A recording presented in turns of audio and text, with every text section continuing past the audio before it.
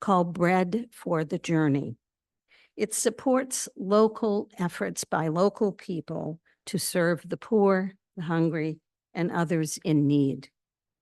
I want to begin by sharing a personal story that recently hit home with me.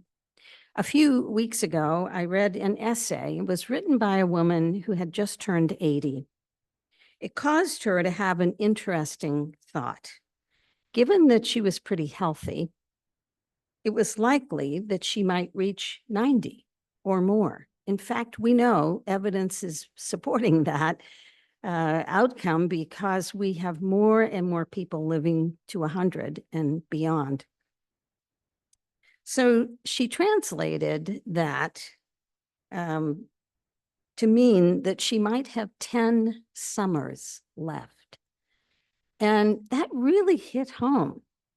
The specificity was so much more impactful than if she had just said, I might have 10 years left. But when she said 10 more summers, it began to take on it kind of rooted in my mind. And I've been talking about it and thinking about it ever since. So let's be clear, none of us know when our expiration date will be reached. The only thing we can be sure of is that we all have one. And someday, as Shakespeare said, we will depart this mortal coil. So it does make sense to ask ourselves, how do we want to spend the time that we have? It's been my observation that by the time we're in our 30s, many of us have developed a lifestyle of busyness, of striving, of working hard, playing hard, to the point of ignoring our need for rest. And as I said earlier, even when we set aside time for a vacation, we often spend it doing as much, if not more, than when we're at home. It's only when I think we reach the mid stage of life, like about our 50s, that we are motivated to begin to review everything. And indeed, that decade is a time for a life review. Everything comes up for question, including our free time. And we begin to think about having more time behind us than we have ahead of us in our 50s. And indeed, research on aging shows that this is the point at which a lot of us struggle to plan for retirement, is that business of managing time and what to do with our time and how will it be when we don't have a job to go to every day. But there's nothing stopping us from asking ourselves these questions now at whatever age you currently are. Imagine if you have 10 summers and ask, what would you spend your time and money on? How would you live? What would matter most? How would you look at taking time for rest? Would you see it as a gift, a luxury, or a waste of time? Upon reflection, you may discover that your life has gotten significantly out of balance. You may have gotten caught up in practicing what some have called the gospel of consumption. We can all be seduced by promises of more wealth, more recognition, more influence, more possessions, and so on. But it is a danger to our health and well-being to ignore our need for rest by staying busy all the time. The culture we live in supposes that action and accomplishment are better than rest. And doing something, anything, is better than doing nothing. Because we want to succeed, we go along with the system to win the respect and approval of others, we don't rest. And because we don't rest, we miss time for reflection that could bring us wisdom. We miss creativity and inspiration gained from being quiet. Believing that good things only come through unceasing effort, we seldom truly rest. Jungian analyst James Hollis wrote in his book, Living the Examined Life, few of us realize that it's not what we do, but what we are in service to inside ourselves that brings us a sense of purpose and meaning and feelings of completeness and joy. All life requires a rhythm of rest. There is a rhythm in the way that day dissolves into night and night into morning. There's a rhythm in the seasons as the active growth in spring and summer yield to the needed dormancy of fall and winter. The tides are in rhythm as the earth and the sea connect. In our own bodies, the heart rests after each life-giving beat, and the lungs rest between the inhale and the exhale.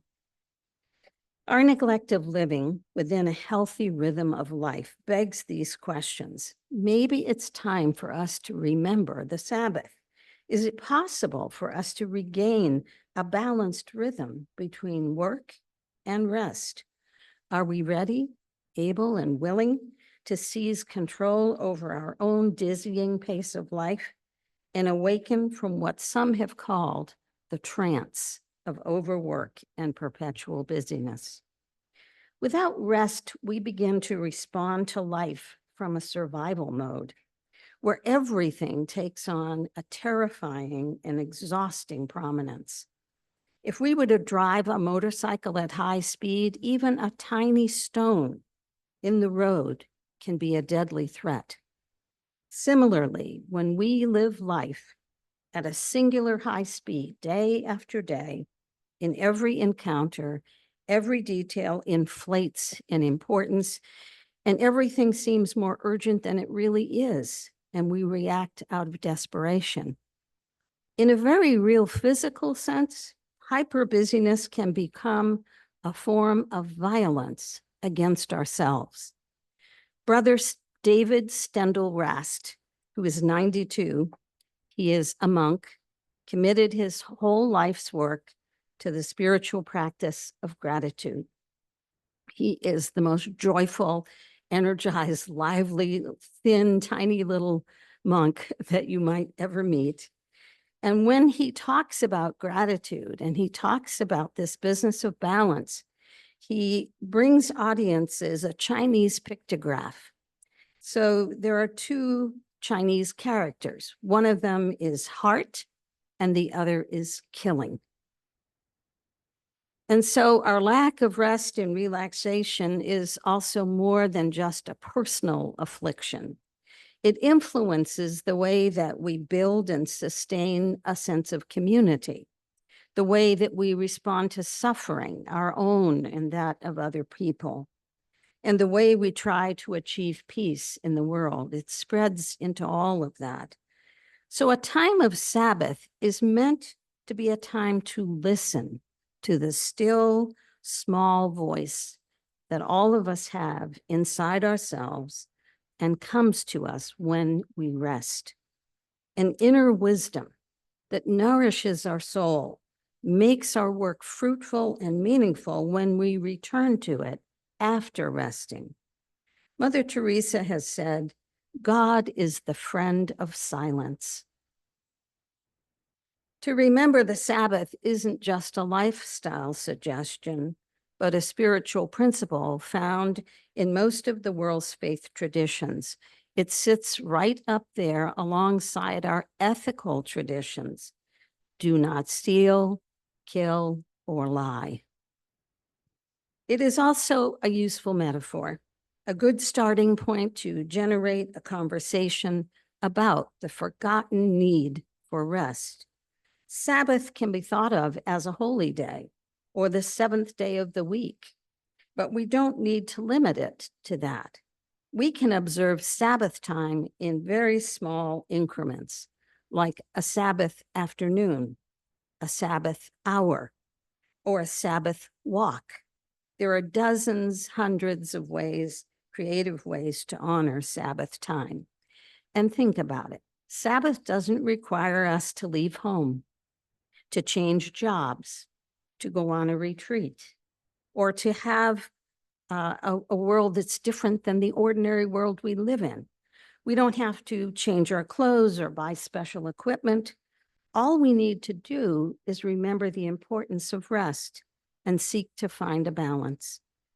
For when we are rested and refreshed, we feel grateful and more generously serve others, because it is our natural human spirit to be generous.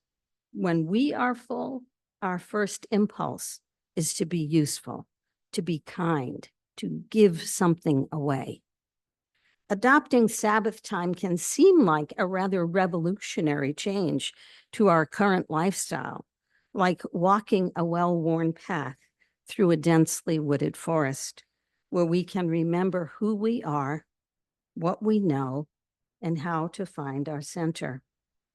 To remember the Sabbath is an expression to remind us to remember that everything we have is a blessing, to remember to have delight in our lives, and to give thanks for the awe and the wonder of our life. Here are 3 important benefits should you decide to adopt Sabbath time. Number 1, Sabbath honors the wisdom of being still and listening and resting. Like the plants we tend to indoors or our gardens, if they don't have a season of lying dormant, they will not bear fruit in the spring. If it continues for more than 1 season, the plant will begin to die. And if the entire species is deprived of a dormant season, all of it will die. A period of rest is not just a human psychological need, it is a biological necessity. Number 2, Sabbath restores our souls. We set aside time to remember to celebrate what is beautiful and sacred in the world around us. We have time to light candles, to sing songs, to tell stories, to eat, nap, and connect with one another. The Sabbath offers us sanctuary, a sacred space to open ourselves to insights and blessings of being mindful and aware of life's many, many gifts. When we observe a Sabbath practice, we are more capable of cultivating what Buddhists call right action, right efforts, right understanding. And the third is that Sabbath gives us permission to stop and rest. It offers a marker for us. So if we get lost and caught up in busyness, we have a path to find our way home again. It is a natural human tendency to forget the gifts of peace and quiet and to slip back into the hectic rhythm of endless stress, demands, overwork, and exhaustion. We, in fact, ought to assume that we are likely to forget and will need to be reminded by the Sabbath that we can choose to spend our time another way. Here are practical ways you can experiment with creating a Sabbath time in your life. Number 1, make a Sabbath meal. Those of you know me as a foodie, a cook. It goes along with being Italian. Making a Sabbath meal is one of my personal favorites. The meal can just be for you and your family, or you can choose to share it with friends and neighbors. A really radical idea that some have adopted is to share it with people you don't know. And various programs like gratitude gatherings take this approach. I hope to be able to tell you more about gratitude gatherings because I'm planning to go through the training for the facilitation of those events in September. Shop for the ingredients for your meal.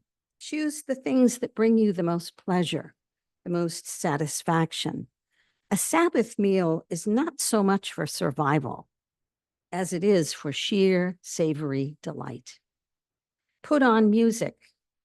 We know some wonderful music that we have in our local area and who's with us today. Take as much time as you like to taste, feel, look at, observe, and smell each ingredient, every spice you're going to work with, the bread that you bring, the vegetables and the fruits. Decorate the table with flowers. They don't have to be elaborate. Something you pick outside in a small vase has the magic in it as much as a formal bouquet from a shop. Decorate the table with colorful placemats, candles. Say a prayer when you're all seated. Give thanks. Remember all the people who grew and harvested and packed and shipped and sold the food for you. Give thanks for the bounty of that day, that meal. Enjoy and savor each moment fully. I recently gave a Sabbath get acquainted over pie get together with some new neighbors that moved into our neighborhood a few months ago. My whole house seemed welcoming, they said, as they came through the front door and told me how great it smells in here. The table was set with a few simple flowers, colorful napkins, pretty plates. Our conversation was sprinkled with laughter, mutual enjoyment as we got acquainted and told stories. They said that my invitation had made them feel special. They noticed how I had taken care with the surroundings. They especially liked that I had 2 pies for us to eat. And here's the rationale. I told them I couldn't decide which pie. And so rather than either or, I would do both and. And so I baked a cherry pie with ice cream and a refrigerated key lime cream pie. I said, no one's looking. We don't have to get permission. We're old enough to do this. We can indulge ourselves. And we did. We each ate at least one slice of both pies. Another idea for creating Sabbath time in your life is to take a Sabbath pause during the day to offer silent blessings on the people around you. Each one a tiny Sabbath, a secret sanctuary offered to those in a hurried, unsuspecting world. A teacher of mindfulness calls this practicing silent guerrilla compassion, whatever you choose to call it.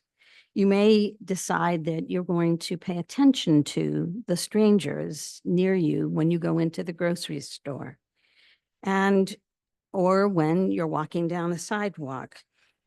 It's very easy. You simply offer a silent prayer for their well-being, and you repeat it several times. So you say in your mind, as you look at this stranger shopping along with you, may you be happy. May you feel safe. May you be at peace. Saying these silent blessings in your own mind that no one else will even notice, as long as you don't move your lips, you will feel that gift inside of yourself, and it will generate a feeling of inner peace and happiness. Both of my grandmothers did a special version of this each time we visited. They would touch my face with their hands. They would look into my eyes, and then they would give me a kiss on the top of the head. I felt loved. I felt seen, even though they couldn't speak much English and I couldn't speak Italian. This was our small ritual, our language of love.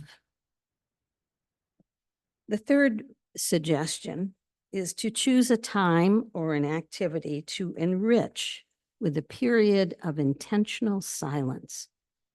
Take a silent Sabbath walk or go for a hike. Go on a silent retreat at a local monastery or sanctuary near your home. Go alone or go with someone you love. But you will intentionally commit yourself to refraining from talking for a period of time. Notice what arises in the silence. Notice the impulse to speak, to want to say words, the need to judge or to respond to what you see and hear and feel. Notice any discomfort that arises when you have agreed not to speak, and what gifts have come from silence after the retreat is over. And from Wayne Muller's book, there's this little passage that we don't need to be anxious in silence. The worries of today are sufficient for today. Whatever remains to be done, we allow it. We sit in silence. We let it be. In Sabbath time, we take our hand off the plow. We allow spirit and the earth to care for what is needed. Let it be. And then at the end of Sabbath time, be aware of how you felt and what you noticed and how you will respond to what you receive back into your life. A friend talked with me about a silent weekend retreat she went on last year.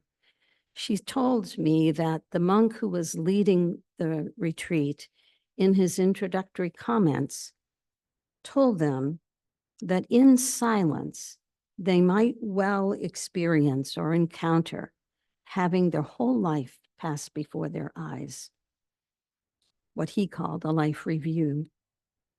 He then led them in a meditation to create a mental image of themselves sitting in a circle to begin the retreat, also sitting in a circle to end, and placing in the middle of that circle on Friday night all their regrets, their fears, so they could choose to leave them behind when they left the retreat on Sunday morning. She said it was life-affirming. It was life-changing because it created a solitary, sacred holding space for the unknown and an unspoken forgiveness of her own perceived failings. She went home renewed, refreshed, and feeling at peace. So in closing, some form of Sabbath time has been practiced for centuries by Jews and Christians, Buddhists and Muslims, Hindus and native tribes around the world. If my gentle, I hope, reminder to you of rest, if this talk has stirred within you an interest in creating some regular, quiet, simple time with family and friends or by yourself at home, you will be joining that vast wealth of history and rituals and humanity, human beings who have sought the Sabbath, who have sought silence, quiet time, and rest in order to bring balance to a life well lived. So let us breathe deeply into the rhythms of life, of the earth, of action and rest. Let us be well rested so that we may go forward into the work of our loving hearts by generously serving all those who are in need of our care. We rest, we are in silence, we go in peace. Thank you.